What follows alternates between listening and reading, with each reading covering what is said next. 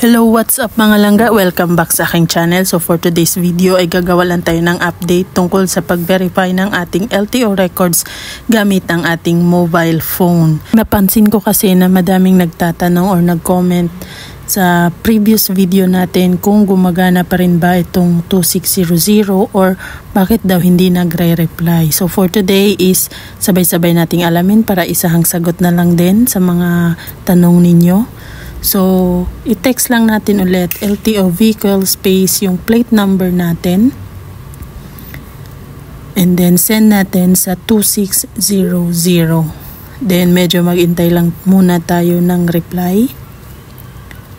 So, refresh muna natin to.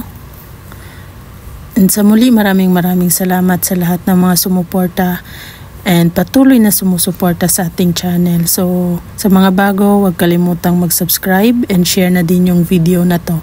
So, ayan, nag-reply na si 2600 and sabi, "Sorry, we cannot process your request right now. Please try again later. Starting April 5, 2024, text LTO will be temporarily suspended. Thank you." So, ayun, temporarily suspended yung ating text line. And as of now, hindi ko pa din alam kung kailan ito babalik or kung babalik pa ba. So, standby na lang sa mga updates and for sure gagawa tayo ng video if may update na tungkol dito. So, I hope nasagot lahat ng mga tanong ninyo and huwag kalimutang mag-subscribe sa ating channel. Again, maraming salamat and ingat tayong lahat. Drive safe always.